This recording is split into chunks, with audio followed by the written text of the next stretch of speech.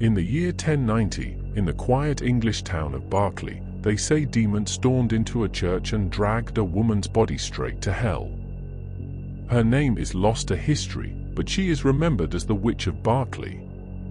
If you love dark legends, haunted folklore, and the forgotten stories of the past, subscribe for more stories like this. Now, let us return to that church in Berkeley, where one woman's death became one of England's most terrifying tales. She was no ordinary woman. Wealthy, independent, and feared.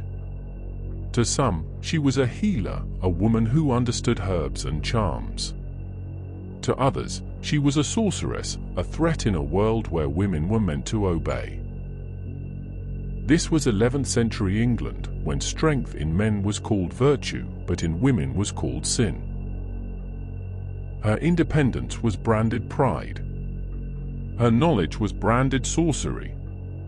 Her fortune was branded greed. And so, even before death touched her, her soul was already chained. The church declared she belonged to hell. The villagers whispered that demons waited at her bedside. Her story was written down by William of Malmesbury, a monk and chronicler. He claimed to record the truth. But monks did not write without purpose. They chose which tales to preserve, and which lessons to carve into history. As illness weakened her, the woman of Berkeley knew what the priests and villagers believed, that her grave would never hold her. And in her fear, she gathered her children close. She begged them, "When I die, sew my body into the hide of a stag. Lay me in a stone coffin. Wrap 3 heavy chains around it. And for 3 nights, keep watch. Do this, and perhaps I may rest." Her children obeyed. The coffin was sealed, the chains fastened tight, and the church prepared for 3 long nights of vigil. 3 nights to guard the coffin. 3 nights to keep the chains unbroken. And with each night, the grip of the living would weaken, while the power of the dead, or of the stories told about her, grew stronger.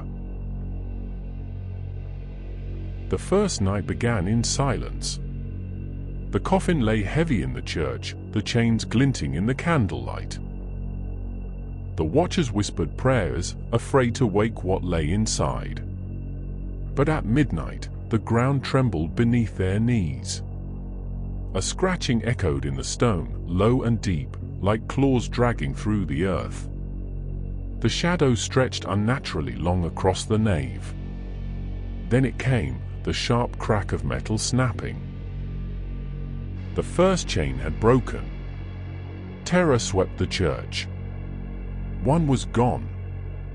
Only 2 remained. On the second night, a storm gathered above Berkeley. Lightning struck against the stained glass, thunder rolled like a funeral drum. Through the windows, the watchers swore they saw black dogs pacing the graveyard, their eyes glowing like embers. The beasts pressed close to the church walls, their growls rumbling in the stone itself. As the bell tolled midnight, another shattering echoed through the nave. The second chain lay broken, twisted on the floor. Fear gripped every heart. Only 1 remained. By the third night, the air inside the church was colder than any tomb. The candles would not hold their flame. Darkness pressed against the watchers from every side.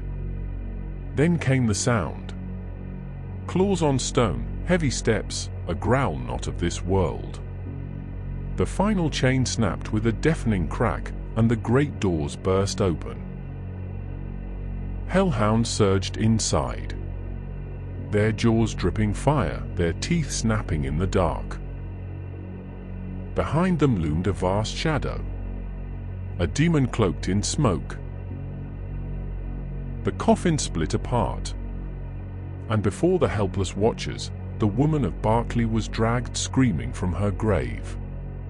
Her cries rang through the church as the demons carried her into the night and down into the earth itself. This is how William of Malmesbury recorded her end. As proof that witches were damned, as proof that no woman could defy the church and escape.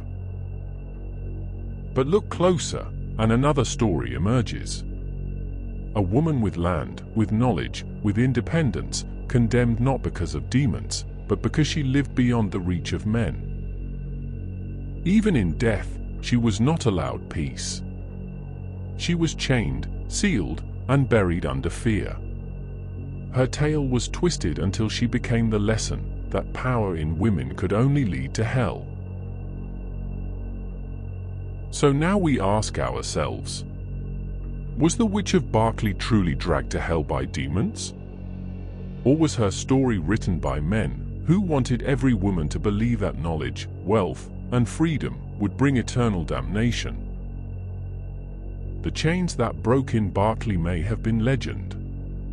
But the chains placed on women in history, in story, in life, were forged by human hands. And perhaps that is the darkest truth of all. Stories like these should not be forgotten. Subscribe, and I will tell you more.